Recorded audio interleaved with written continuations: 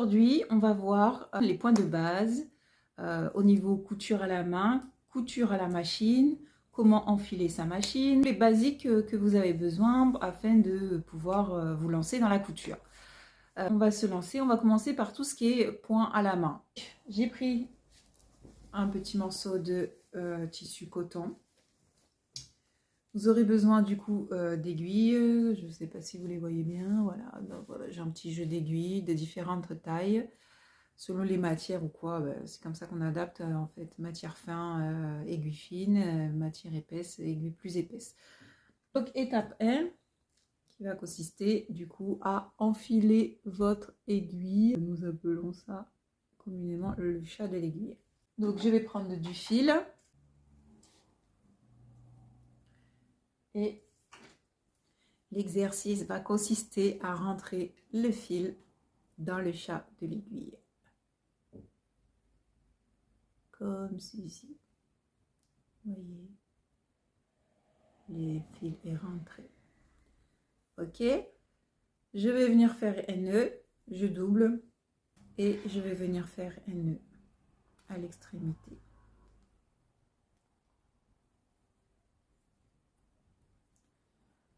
Donc, je dirais qu'au niveau point à la main, il y en a, allez, on va partir sur 4 essentiels à connaître. Voilà, j'ai mon nœud, j'ai mon aiguille. On passe à l'action. Vous avez votre tissu, d'accord? On va faire ce qu'on appelle le point de bâti. Le point numéro 1, on va l'appeler le point de bâti. D'accord? Donc, je vais rentrer mon aiguille, je vais planter, d'accord, le décor. Le point de bâti, du coup, c'est un point qui est assez large. Il sert il remplace un peu les aiguilles à tête quand on veut faire les montages. C'est pratique pour tout ce qui est tissu fluide, puisque c'est des tissus qui bougent par nature. Donc, du coup, c'est pratique dans ces cas-là de sécuriser son assemblage de tissu par ce point-là. On rentre l'aiguille,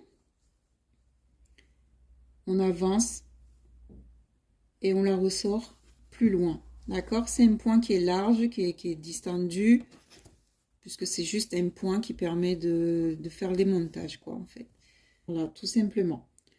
Donc ça, c'est ce qu'on appelle le point de bâti. Ensuite,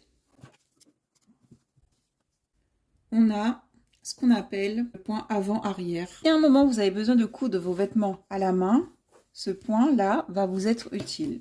Donc, pareil, vous rentrez votre aiguille. Et là, en fait, le jeu de ce point est d'aller en arrière. Donc, du coup, vous voyez, il y a le nœud, il y a le nœud, il y a le premier point que j'ai fixé, que j'ai placé. Donc, vous allez revenir en arrière, vous plantez l'aiguille et vous dépassez le point du fil initial et vous ressortez. D'accord? En fait, c'est un point de couture qui vous permet de faire les coutures à la main quand vous ne pouvez pas, vous n'avez pas de machine. Et ainsi de suite. Donc là, vous voyez, mon fil est ressorti ici. Je retourne en arrière. Alors, l'idéal, c'est de piquer au niveau du dernier point. Donc, je pique. J'avance devant la ligne de fil. Et je ressors. Ça va vous permettre de faire des points serrés, en fait. Donc, je pique. Voilà, là, mon fil est là. Je pique. En fait, votre point, vous le collez au point précédent. Et quand vous piquez en dessous, vous faites en sorte que ça ressorte après le fil. Ok. Et ainsi de suite.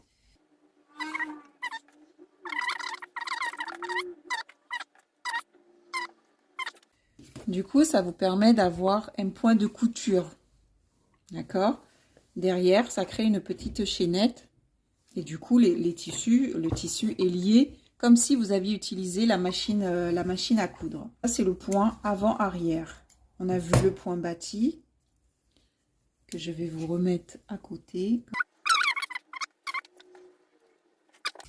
Le point bâti, le point avant-arrière. J'ai un autre point qui est bien de connaître, c'est le point zigzag, qui permet de faire des finitions à la main.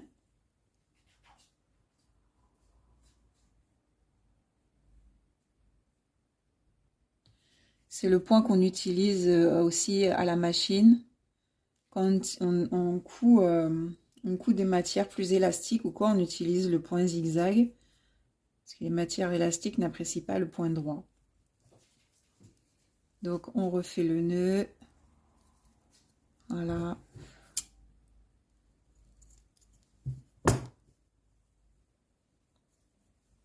Donc le point zigzag, il se présente comme ça. Vous partez. Alors quand vous êtes là, pardon, intérieurement, il faut que vous arriviez à visualiser en fait des mesures, c'est-à-dire à quoi correspond 5 mm, à quoi correspond 1 cm ou quoi. Donc là, on peut voir, j'ai laissé en fait 5 cm en décalage. Je ne sais pas si on voit bien. Du coup, là, je vais venir en biais. D'accord? Là, je suis partie vers le haut. Donc, je vais redescendre vers le bas. D'accord? Et pour faire le point zigzag, donc sur un tissu à plat, je vais piquer. Alors, normalement, en couture, on pique un fil. D'accord? On pique un seul fil. On ressort.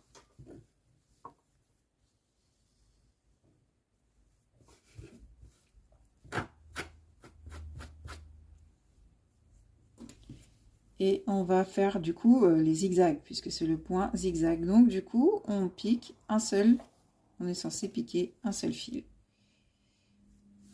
Voilà, ça crée du coup une zigzag de haut en bas. Et il faut essayer de respecter au maximum la même taille au niveau de la largeur. Hop.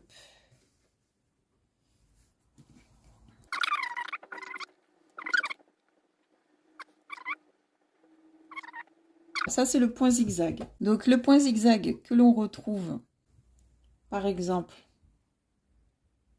pour définition. Donc, on plante son aiguille. Et en fait, c'est le point qu'on appelle aussi le point invisible. On descend.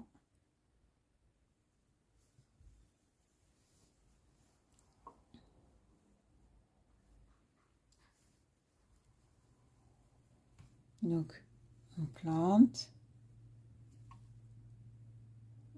en haut pour créer la zigzag. Et là, ce qu'on vient faire,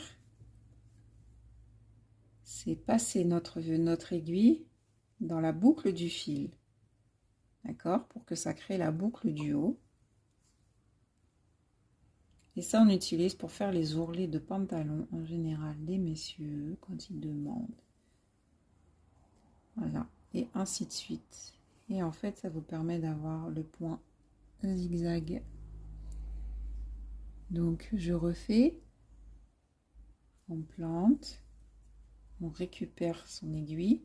Et on la passe dans la boucle que ça a créée, en fait. Et on tire. D'accord? Pour en bas, du coup, on vient juste planter son aiguille. On prend qu'un fil, d'accord? On ressort, donc comme ça, en horizontal. Ça vous permet de faire des belles finitions qui ne sont pas visibles. Donc, si vous devez coudre un projet à la main, entièrement à la main, vous allez utiliser le point avant-arrière. Si on veut juste assembler les tissus afin de les coudre à la machine, on va utiliser ce qu'on appelle le point bâti. D'accord? Utilisé principalement pour les matières fluides. Le point zigzag qui permet de faire des finitions. C'est ce qui remplace la surjeteuse au jour d'aujourd'hui, par exemple quand on est sur la machine. Et le point zigzag en bord, pour faire des belles finitions, idem, il remplace à la fois la surjeteuse et il permet de faire des ourlets invisibles. D'accord, vous imaginez, vous avez là.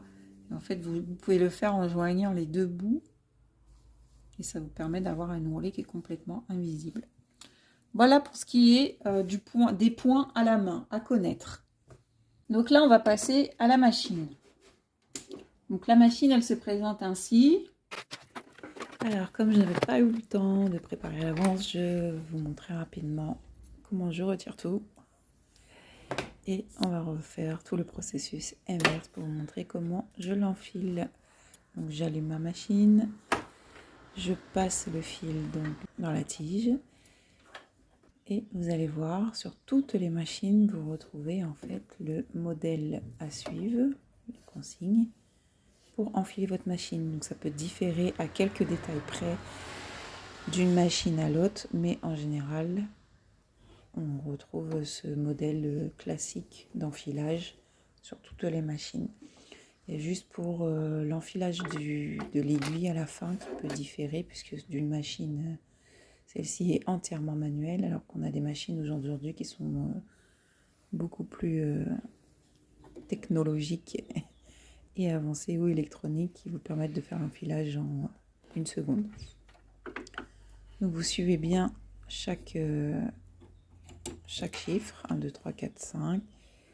Et là, j'ai un enfilage, moi, qui n'est pas... j'ai un enfilage à la main, donc je rentre mon fil. Une fois que j'ai fait ça, je m'occupe de la canette. Donc ici, c'est pareil, j'ai un ancien modèle de canette. Donc je rentre la canette dans son adaptateur et en fait, il y a une petite fente auquel il faut passer le fil pour le faire ressortir tout en haut au niveau de l'accroche. Ensuite, je positionne ma canette, accroche face au trou en haut, si vous le voyez bien, et j'appuie. Et le bruit, en fait, m'indique que la canette est bien entrée. Ensuite, je vais récupérer mon fil de canette. Pour ça, je fais un tour de molette. Et en fait, comme vous voyez, j'ai mon fil en bas qui vient chercher le fil de la canette. Donc, quand je vois que mon fil a quasiment fait le tour, j'ai juste à tirer. Et mon fil de canette ressort par le haut. Je prends un petit ciseau, quelque chose d'assez fin, pour récupérer mon fil de canette. Voilà, ça c'est l'enfilage de la machine. Et pour finir, je viens placer le capuchon, le stop fil au bout de la tige du fil pour éviter que ma bobine s'en aille. Voilà. Donc quand vous l'allumez, d'accord, vous l'avez enfilé, je vous ai montré comment on faisait. La machine, du coup, elle dispose de différents points que vous pouvez voir ici. Les plus utilisés, ici sur ma machine à moi, ça correspond au A et au B. Ça, c'est les points qu'on utilise le plus. Un point qu'on peut utiliser pas mal, c'est le point F, qui permet de faire les bordures. Nous, ce qu'on va avoir besoin principalement pour cette formation, c'est le point A et B, basiquement. Donc, du coup, je règle ma machine sur le A. Ici, c'est la largeur du point pour moi. D'accord, ça correspond à la largeur du point. Ici, c'est le placement de mon aiguille et la largeur à l'horizontale quand je fais le point zigzag. Et ici, c'est les boucles serrées, pas serrées. Donc, je place mon tissu. Alors, personnellement, j'utilise mes pieds comme repère parce que ce pied-là, en fait, il est assez large. Il a 1 cm de largeur, mais il me permet d'avoir un repère à 5 mm et à 1 cm. Après, sur nos machines, on a des petits traits ici qui nous permettent de coudre droit. Si par exemple, je devais faire une ligne en plein milieu dans mon projet, je me réfère à la ligne qui est ici. Du coup, je place mon tissu contre cette ligne.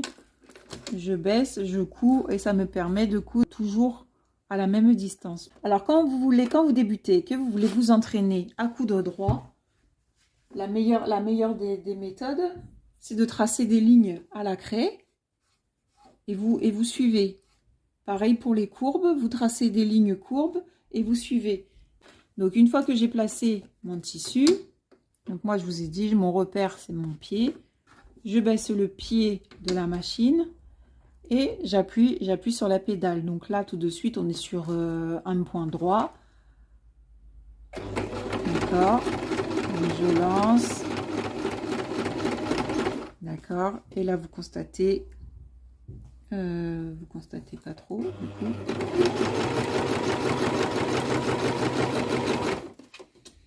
D'accord. Et là quand on voit que la machine elle a fait un point droit. Si du coup je veux faire le point zigzag, donc je vais régler ma machine donc sur le B. Alors par exemple vous avez besoin de faire une finition au point zigzag, donc vous allez régler votre machine sur le point zigzag. Vous allez placer votre tissu, se trouve au milieu de votre pied de machine à coudre. D'accord? Du coup, ça va faire que le point va aller un coup à l'extérieur, un coup à l'intérieur. Mais en même temps, ça crée un nœud. D'accord? Et vous cousez.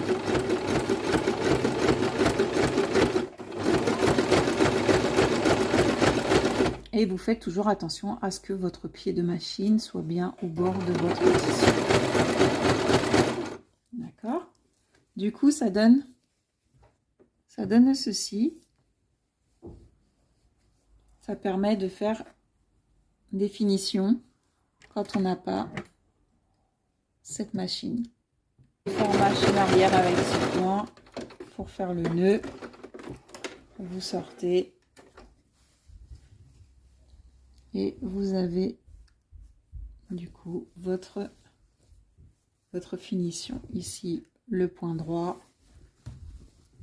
Je remonte le point à la main de couture, le point zigzag basique, le point de bâti, le point de couture à la main.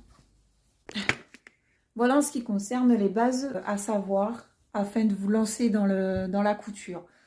Par exemple, vous avez une courbe, vous cousez et en fait vous allez inciter le tissu, d'accord, à suivre la ligne de courbe.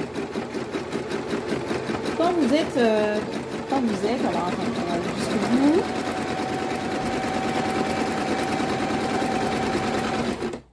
Quand vous êtes sur des angles droits comme ça, vous plantez votre aiguille, vous levez votre pied, vous tournez votre tissu et vous repartez. D'accord? Ça vous permet de faire les angles droits. D'accord, je vous montre ce que ça donne.